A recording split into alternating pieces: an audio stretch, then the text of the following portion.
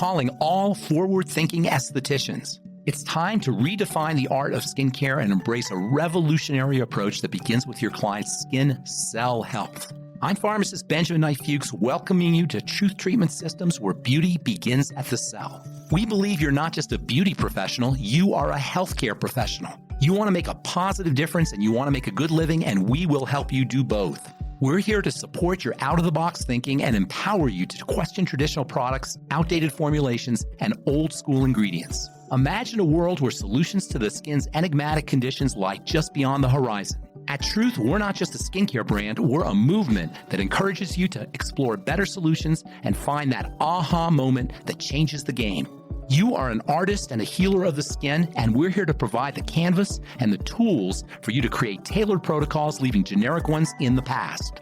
Sign up now at truthtreatmentspro.com and receive 2 complimentary mineral-rich electrolyte sheet masks. That's truthtreatmentspro.com, where healthy skin is beautiful skin.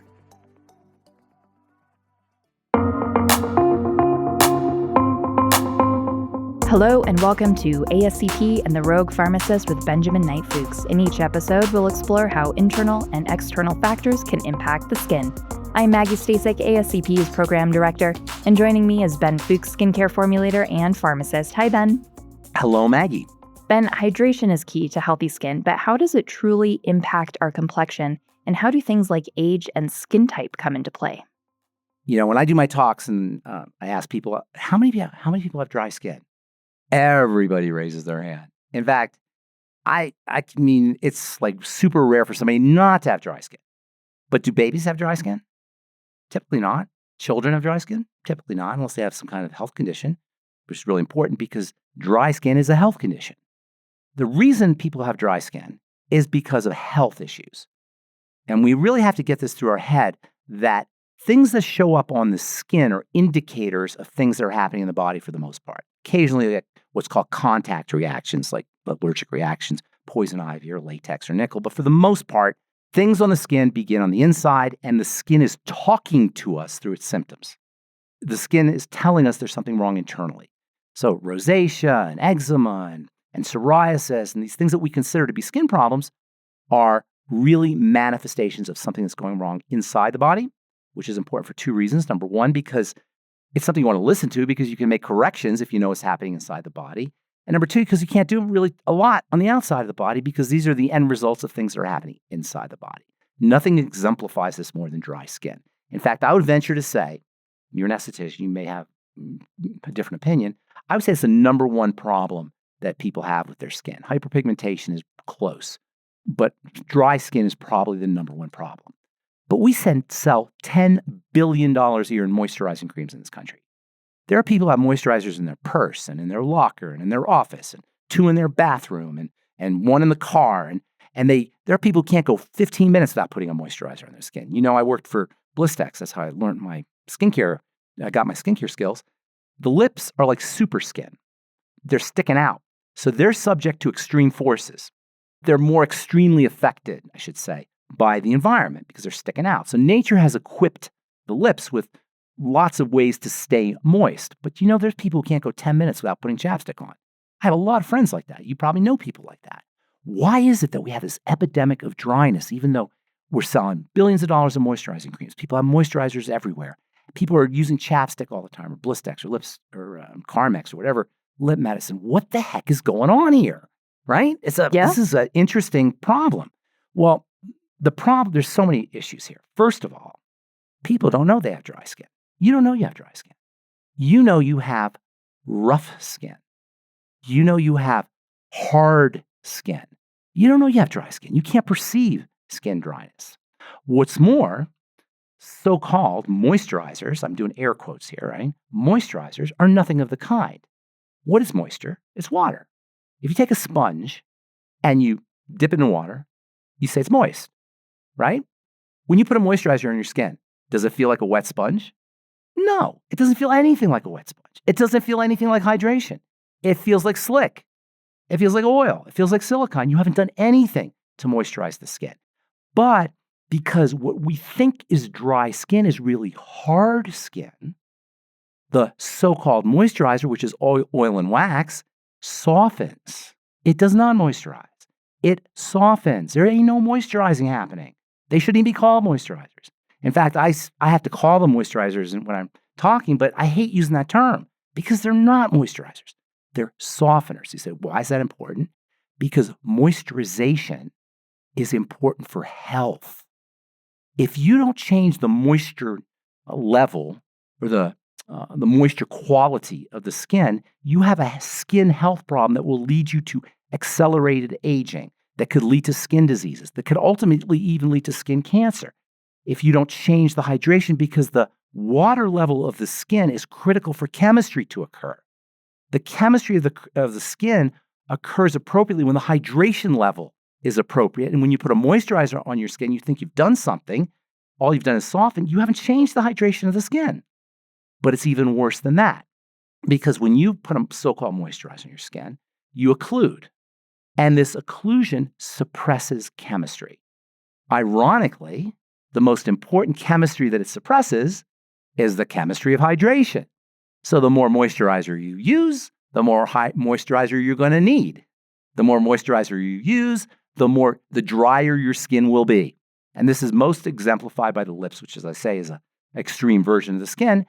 And people know when they stop using their chapstick, their lips are really, really dry.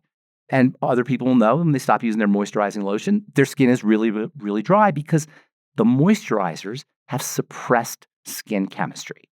So moisturizers, first of all, do nothing of the kind. They soften. And if you really want softening, which is, not a bad thing, go get some mayonnaise. There are people who say, oh, I just use coconut oil, or oh, I just use olive oil. It's great. That softens the skin. You don't need a fancy cream. Get olive oil because all you're doing is softening. You're creating a tactile sensation. And this tactile sensation gets collapsed in our minds as something's happening.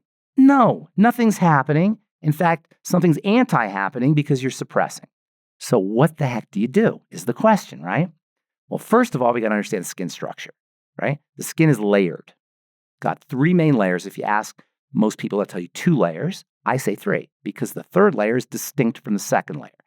The 3 layers of the skin, or the 2 layers people will say, are the dermis and the epidermis. But that layer on the top is distinct from anything else in the skin or in the body. So I consider it to be a third layer, and that's the stratum corneum. When people say they have dry skin, what they really mean is their stratum corneum is rough. And this is what allows us to buy fancy schmancy moisturizers, or for people who use olive oil or coconut and think we're doing something to the skin because we're softening the stratum corneum. We're not hydrating the skin. We're affecting only the stratum corneum. So the real question is how does skin stay hydrated? In order to understand why the skin becomes dry, we got to understand why the skin stays hydrated, how it stays hydrated. Because when we understand it, we'll understand why everybody has dry skin, even though they have moisturizers. The blood. It's the blood that moisturizes skin. So here's how it happens. The blood is traveling throughout your body, comes to the skin, and at the bottom of the skin, right, the dermis, this is the only part of the skin that is vascular, that has blood, you have tiny capillaries, right? And at the levels of the tiny capillaries, fluid, water, leaks out into the dermis. And from that point, it diffuses upwards through what's called, and I don't know if you heard this term, the interstitium. The interstitium is the space between cells. So you have cells, and there's spaces between the cells, and the fluids leak out from the capillaries, and they rise up into the interstitium, the area between the cells. And this is in the epidermis, as well as in the dermis, although there's not as many cells in the dermis. And then they enter from the interstitium, the space between the cells, they enter into the cells through little openings in the cells called aquaporins. Aquaporins are openings in the cells that allow water to go in because cells have to have water in them. And this whole movement upwards from the blood capillaries, the fluid leaks, goes into the interstitium and the aquaporins. These all rise upwards. And this is what's supposed to happen. And then this is how the dermis and ultimately the epidermis and the stratum corneum are supposed to stay moist through the movement of fluids upwards via capillaries and interstitium and the aquaporins. But here's the problem. As we age, and this is why this is a problem people as they age, our blood becomes sticky. It becomes clotted. It doesn't move as effectively as the impact of digestive toxicity and the impact of sugar toxicity, blood sugar elevations, and in a process called glycation, which is disturbances in breakdown in proteins secondary to sugar, kick in, the blood doesn't move as effectively. And it especially doesn't move as effectively at the extremities, the outside, the frontiers. And the skin is the frontier. So as we age, our blood flow starts to slow down at the levels of the skin. And so water doesn't come out as effectively, and ultimately the skin doesn't stay hydrated. This accounts for the dryness of the skin throughout the tissue, which causes skin problems like accelerated aging and inflammation and disturbances in cell growth, etc. And it causes the dryness at the stratum corneum. You throw in the moisturizers that people are using, which suppress the ability of the natural moisture factor to absorb moisture from the air, and you have your cause of dry skin. It's metabolic. It's because of what's happening on the inside of the body. And as estheticians, skincare professionals, dermatologists, formulators, we have to get it through our heads that the skin, what shows up on the skin, is the end result of what happens in the body. So if you say, oh, you're dry skin, you got digestive problems, you got blood sugar issues, you got metabolic syndrome and elevated blood sugar, etc. So it's disconnect. Nobody's going to say that. Nobody's going to understand that mechanism because nobody talks about that. So if you really want to address your dry skin, here's what you have to do. You got to work on the inside of your body. Number one, you got to make sure that you're absorbing and digesting your nutrients. That's critical because the nutrients are important for running the body, particularly fats. And as we age, the fatty part of the body, our ability to absorb fats becomes suppressed, particularly with women, because there's a very important relationship between estrogen and fat absorption. And this is why as women get older, they're more prone towards gallbladder disease and gallstones and cholecystectomies, gallbladder removal. It's much more common in postmenopausal women. So understanding fats and fat absorption is critical. And that means supplementing with essential fatty acids and your fatty vitamins, particularly vitamin A, critical for moisturization. And anybody who's taken Accutane knows that poisoning the vitamin A system, which is what Accutane does, causes massive dryness. So vitamin A is a secretory vitamin. It stimulates secretions critical for dry skin, and also essential fatty acids, as well as your other fatty nutrients. But those stand out in importance. Then supporting fat absorption, because it's not just what you take, it's also what you absorb. So if you have leaky gut issues, if you have any kind of inflammatory conditions at the level of the intestine, ulcerative colitis or Crohn's disease, or even if it's just mild and hasn't been diagnosed, that's going to impact lipid fat absorption and moisturization. And you may not know you may not have full-blown ulcerative colitis or Crohn's disease. It could just be subtle. So working on digestive health is always going to be important. Using digestive enzymes that help you absorb fats. Lecithin granules are very important for helping the body absorb fats. The amino acid taurine and glycine can help. If you had a gallbladder removed, it's extra problematic because the gallbladder is important for fat absorption. You can get something called bile salts. I don't know if you've ever heard of that, BILE, bile salts. Those will help you absorb fats as well. If you have issues with the liver, metabolic syndrome, insulin problems, you got to work on all that. So basically, you got to take care of your health is what I'm saying here, whether it's digestive health and blood sugar health. Supporting the movement of blood is important. Moving your body is important. Exercise is important. Drinking water is important. Drinking water isn't going to immediately hydrate your skin. There's this kind of idea, I drink water, it goes right to my skin, but it will fluidize the blood. In fact, drinking water is an amazing, it's a really important strategy for all health issues because it helps the blood move more effectively. And that's for delivering nutrients and detoxification and oxygenation.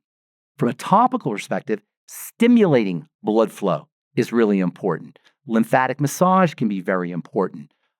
Using vasodilating nutrients like, for example, vitamin C or topical niacin or even retinol, and exfoliation is also important. In fact, I consider exfoliation to be anti-moisturization or anti-moisturizer in the sense that moisturizers suppress chemistry, exfoliation stimulates chemistry.